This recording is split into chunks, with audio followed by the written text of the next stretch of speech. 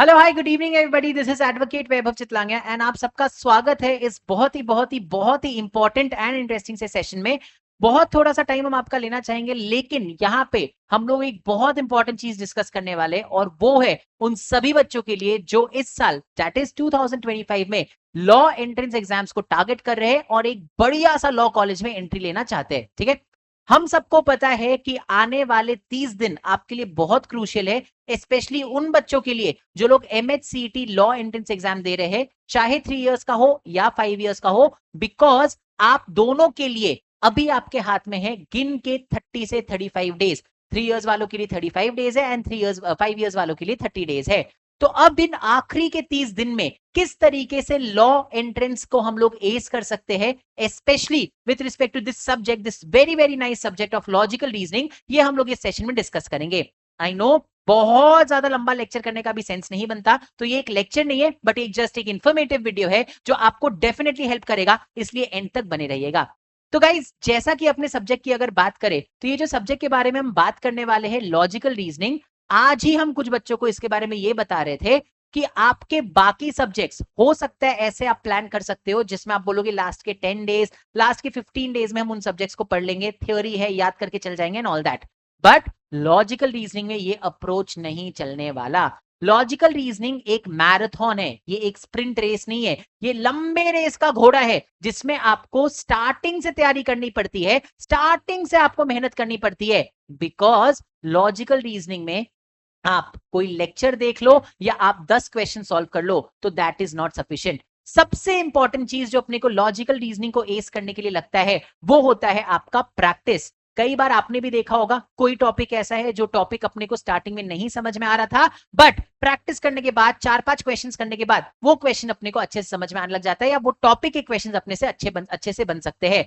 तो अगर आपने अपने प्लानिंग में ये डाल रखा है कि लॉजिकल रीजनिंग लास्ट के 10 दिन में हम लोग करेंगे, तो प्लीज उससे ज्यादा बड़ा डिजास्टर कुछ नहीं हो सकता है। लॉजिकल रीजनिंग के लिए आपको तैयारी आज से ही स्टार्ट करनी पड़ेगी और डेली जैसे नहाते हो खाना खाते हो ना, वैसे ही डेली आपको लॉजिकल रीजनिंग में थोड़ा सा टाइम देना पड़ेगा। तो आपका अगर आज से आप लॉजिकल रीजनिंग स्टार्ट करने वाले हो तो इन 30 दिन में किस ऑर्डर में आपको क्या क्या चीजें करनी है वो चीज हम आपको बताने वाले हैं इस वीडियो में, और एंड तक आपको हम बता देंगे कि ये 30 डेज को आप किस तरीके से यूटिलाइज कर सकते हो लॉजिकल रीजनिंग में सबसे ज्यादा स्कोर करने के लिए। ऑल्सो इससे पहले कि हम स्टार्ट करें, प्लीज याद रखना लॉजिकल रीजनिंग एक ऐसा टॉपिक है जो आपने अगर बहुत अच्छे से कर दिया तो इसमें पूरा का पूरा स्कोर भी आप आराम से कर सकते हो। मतलब you can very easily score पूरा सेक्शन में जितने क्वेश्चंस गए उतना मार्क्स, एंड समझ लो ये कितना ज्यादा फिर आपको हेल्प करेगा अपना परसेंटाइल हाई करने में। तो एक बार फटाक से हम लोग देख लेते हैं कि अगर इस 30 दिन के अंदर आपको लॉजिकल रीजनिंग एस करना है, if you are a student जिसने अभी तक कुछ नहीं पढ़ा है या थोड़ा बहुत ही टच करके रखा है, तो ये 30 दिन को आप कैसे यूटिलाइज कर सकते हो अपना लॉजिकल रीजनिंग का सेक्शन को स्ट्रॉन्ग करने के लिए। सबसे पहला रिक्वायरमेंट होगा अपने सारे कंसेप्ट्स को क्लियर करने का। याद रखना लॉजिकल रीजनिंग एक ऐसा टॉपिक है जिसमें कंसेप्ट्स, ट्रिक्स, टिप्स ये इंपॉर्टेंट होते हैं। ठीक है, कोई भी क्वेश्चन जो लॉजिकल रीजनिंग का होता है ना गाइस, वो बहुत इजीली आप अपना दिमाग लगा के भी सॉल्व कर देते हो। बट जब हम लोग बात करते हैं कंपेटिटिव एग्जाम की, तो कंपेटिटिव एग्जाम में केवल क्वेश्चन को सही तरीके से सॉल्व करना इज नॉट इंपॉर्टेंट, क्वेश्चन को सही तरीके से सॉल्व कम टाइम में करना बहुत इंपॉर्टेंट होता है।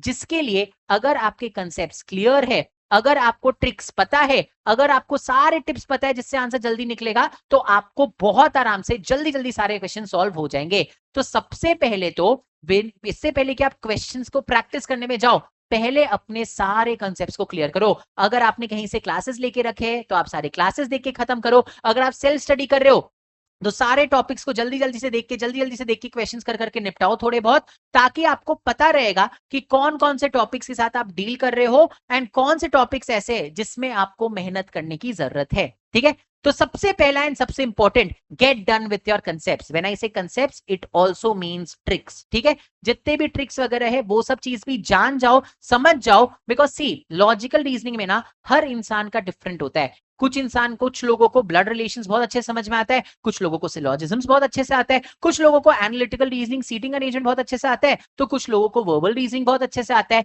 तो आपका कौन सा पॉइंट स्ट्रांग है, कौन सा पॉइंट वीक है, ये तो आपको क्लियरली समझना पड़ेगा ना। अगर मान लो किसी इंसान ने कोडिंग डिकोडिंग से स्टार्ट किया और वही प्रैक्टिस करते जा रहे that is not going to solve your purpose guys. अगर आपको मजा आ रहा है कोडिंग डिकोडिंग में, बहुत अच्छी बात है, प्रैक्टिस करो, लेकिन बाकी के टॉपिक्स को भी अपने को साथ में सॉल्व करते रहना है। तो सबसे पहला, फर्स्ट एंड फॉरमोस्ट, सबसे इंपॉर्टेंट चीज है, gate done with your concepts and tricks. Lectures है, लेक्चर्स देख के निपटाओ, बुक है, बुक पढ़ के निपटा दो, पूरे के पूरे टॉपिक्स को देख लो। बिकॉज नंबर 1, ये आपको एक कॉन्फिडेंस देगा ये समझने में कि आपको कौन कौन से टॉपिक्स पढ़ने हैं, एंड नंबर 2, ये आपको ये समझने में बहुत हेल्प करेगा कि किस टॉपिक में आपको ज्यादा मेहनत करनी है एंड कौन सा टॉपिक ऐसा है जिसमें थोड़ा कम प्रैक्टिस किया तो भी काम चल जाएगा। ठीक है, एक बार आपने अपने सारे कंसेप्ट्स क्लियर कर लिए, एक बार आपने अपने सारे ट्रिक, सारे लेक्चर, सब चीज देख लिया, तब आता है ये समझना कि किस टॉपिक पे अपने को फोकस करना है। सी, हर एक जो आपका एग्जाम होता है ना, उसका पैटर्न डिफरेंट होता है। व्हेन वी टॉक अबाउट एमएचसीटी में कोडिंग डी कोडिंग, एमएचसीटी में लिखते, आप लोग सभी टॉपिक्स लिखते जाओ, एमएचसीटी में कोडिंग डी कोडिंग, ठीक है, mathematical inequalities, seating arrangement, direction sense and blood relation. अगर आप मेरे को बोलोगे ना कि आप मेरे को सर एमएचसीटी के 5 सबसे ज्यादा इंपॉर्टेंट टॉपिक्स बता दो लॉजिकल रीजनिंग के, तो ये 5 टॉपिक्स आपके एमएचसीटी के सबसे ज्यादा इंपॉर्टेंट टॉपिक्स है। तो आपको एक बार अच्छा, हम जब बोल रहे कि ये 5 टॉपिक सबसे ज्यादा इंपॉर्टेंट है, इट डज नॉट मीन कि आप बाकी टॉपिक्स को छोड़ के जाओगे। व्हेन आई से ये इंपॉर्टेंट है, इट मींस कि इससे सबसे ज्यादा क्वेश्चंस आते हैं, बाकी टॉपिक से एक आध क्वेश्चंस ही आते हैं। तो पढ़ना अपने को सब कुछ है, बट ये जो इंपॉर्टेंट टॉपिक्स है, इस पे अपना हाथ एकदम साफ होना चाहिए। यू हैव टू एंश्योर कि ये वाले टॉपिक्स को आप अच्छे से पढ़ो। अगर एक बार में समझ में नहीं आ रहा है, वापस पढ़ो, हमारे यूट्यूब में बहुत सारे लेक्चर्स है, वो लेक्चर्स देख के समझो, बट मेक श्योर कि ये 5 टॉपिक्स को आप अच्छी तरीके से फोकस करके पढ़ोगे। ठीक है, एक बार आपको ये समझ में आ गया कि आपको कौन से इंपॉर्टेंट टॉपिक से फोकस करना है, एक बार आपने सारे लेक्चर्स देख लिए, सारा पढ़ाई कर लिया, सारे कंसेप्ट क्लियर कर लिए, सारे ट्रिक समझ लिया, तब फिर आता है प्रैक्टिस करने की बारी। गाइस, हम लेक्चर के या इस वीडियो के स्टार्टिंग में भी यही बात बोले थे और हम अभी भी ये बात बोल रहे हैं, logical reasoning is a marathon, ये लॉन्ग रन का घोड़ा है। यहां पे आप एंड के 10 दिन में बोलोगे कि हम बुक उठा के रीड करके चल जाएंगे, that will not solve your purpose, because logical reasoning में हजारों तरह के क्वेश्चंस आ सकते हैं। तो जितना प्रैक्टिस अपने करेंगे, जितना फोकस प्रैक्टिस पे करेंगे, उतना ज्यादा आपके लिए बेटर होगा। तो मेक श्योर कि आप प्रैक्टिस करो रोज क्वेश्चंस। बट सर इतने क्वेश्चंस लाएंगे कहां से? अरे हम लोग यस एकेडमी में every day we are coming up with MCQs with you. रोज शाम को 4:30 बजे अपने मिल रहे सेशंस के साथ, वहां अपने एमसीक्यूज सॉल्व कर रहे हैं। गूगल पे इतने सारे एमसीक्यूज है, मार्केट में इतने सारे बुक्स अवेलेबल है, यस एकेडमी के बुक्स अवेलेबल है। You have a lot of question bank to practice. बस मन में वो इच्छा होनी चाहिए। And trust me guys, when we talk about logical reasoning, practice आपके इच्छा पे डिपेंड नहीं करता है, प्रैक्टिस एक जरूरत है। ठीक है, तो मेक श्योर कि जो जो रिसोर्स पे भी आपका हाथ लग सकता है, उन सारे रिसोर्सेस को आप उठाओ और वहां से क्वेश्चंस प्रैक्टिस करते जाओ। यस एकेडमी मॉक टेस्ट वगैरह भी लेके आने वाला है, उनमें भी अपने को मेहनत करनी है, उसके बारे में भी हम आपको बताएंगे उसका फायदा क्या होता है। बट जितना ज्यादा प्रैक्टिस कर सकते हो उतना ज्यादा प्रैक्टिस करो। ट्राई करो कि 10 अप्रैल तक आपका ये सारा कंसेप्ट पढ़ पुढ़ा के खत्म हो जाए। अगर आपने अभी तक स्टार्ट नहीं किया है तो 10 दिन एलआर कंप्लीट करने के लिए 1 round is more than enough. 10 अप्रैल के बाद जो बचे हुए 20 दिन है, उसमें आपको केवल प्रैक्टिस करना है एंड मिक्स एंड मैच करके प्रैक्टिस करना है। सारे टॉपिक्स प्रैक्टिस करने हैं, जो टॉपिक्स वीक लग रहे हैं उसमें और ज्यादा प्रैक्टिस करना है। But this is something that you have to do on a daily and a regular basis. 2 दिन मैंने एलआर पढ़ लिया, फिर मैंने एलआर छोड़ दिया, 1 हफ्ता बाद एलआर करेंगे, ये अप्रोच नहीं चलेगा एलआर में। लास्ट का 30 डेज है गाइज, मेक श्योर कि 30 डेज में आप पूरा फोकस अपना प्रैक्टिस में रखो। ठीक है, नेक्स्ट जो चीज बहुत इंपॉर्टेंट है, दैट इज पास्ट ईयर का पेपर। अगेन जैसा कि हम आपको बोले, अलग अलग एग्जाम्स का पैटर्न अलग अलग होता है। तो आपका एमएचसीटी कौन सा पैटर्न फॉलो करता है, ये समझने के लिए आपको पास्ट ईयर के पेपर्स जरूर देखने चाहिए। अगेन आपके मन में क्वेश्चन आएगा, सर पास्ट ईयर पेपर्स कहां से मिलेंगे? अरे बाबा, यस एकेडमी फॉर लॉ वाला जो हमारा यूट्यूब चैनल है, उसमें सब चीज दिया हुआ है। हम लोगों ने लास्ट ईयर में जो पेपर्स आए थे वो सारे भी ऑनलाइन सॉल्व कराए, उसके लास्ट ईयर जो पेपर्स आए थे वो भी ऑनलाइन सॉल्व कराए हुए। तो पिछले 2 साल के पेपर्स तो आपके पास हमारे चैनल पे ही मिल जाएगा। 2 साल का पेपर्स भी अगर आप देख लेते हो ना, तो आप बहुत आराम से समझ पाओगे कि पेपर का पैटर्न क्या है, कौन से टॉपिक से ज्यादा क्वेश्चंस आते हैं, कौन से टॉपिक्स पे आपको फोकस करने की जरूरत है, एंड सबसे इंपॉर्टेंट, जिस लेवल के क्वेश्चंस आपके एमएचसीटी में आते हैं, क्या आपसे उस लेवल के क्वेश्चन सॉल्व हो रहे हैं। तो बहुत इंपॉर्टेंट है, इस चीज को प्लीज ध्यान रखना। पास्ट ईयर के पेपर्स जो है वो अपने को सॉल्व करने ही है। सॉल्व भी नहीं करना है बैठ के, उसके वीडियोस देख लो, at least you will get an idea कि किस तरह के क्वेश्चंस आते हैं। क्यों हम ये बात बोल रहे हैं ना guys, is because when we talk about logical reasoning, इस सब्जेक्ट में बहुत अलग अलग लेवल्स के बहुत अलग अलग तरह के क्वेश्चंस आ सकते हैं। अब जैसे क्लैट, कैट, हर एंट्रेंस एग्जाम में तो लॉजिकल रीजनिंग होता ही है, बट वहां पे जो लेवल का पूछा जाता है एमएचसीटी में उस लेवल का नहीं पूछा जाता। तो क्या लेवल है एमएचसीटी के क्वेश्चन का, ये समझना बहुत जरूरी है, और ये आप समझ पाओगे only with the help of past year papers, ठीक है। एंड लास्ट जो कि सबसे इंपॉर्टेंट चीज है वो है मॉक टेस्ट। गाइस आज तक आप लोग जो भी एग्जाम्स वगैरह दिए हो, जो भी टेस्ट किए हो, सब रिटन सब्जेक्टिव टेस्ट था। When you talk about MHTCET it will be a computer based MCQ test. MCQ test के टाइम पे जब आप एग्जाम दे रहे होते हो, टाइम का प्रेशर, ये प्रेशर, वो प्रेशर, बहुत सारा अलग अलग तरीके का प्रेशर आपके ऊपर होता है। तो अगर आप खुद को अक्वेंट करके नहीं रखोगे, अगर आप ये नहीं समझ के रखोगे पहले से कि ऑनलाइन एग्जाम एमसीक्यू का कैसे होता है, अगर आप उससे पहले से यूज टू नहीं होगे, तो आपको एग्जाम वाले दिन प्रॉब्लम होने की चांसेस है।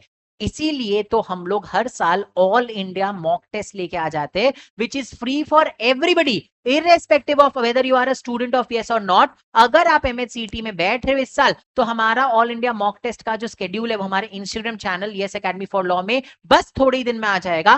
प्लीज मेक श्योर कि आप उन मॉक टेस्ट में बैठो।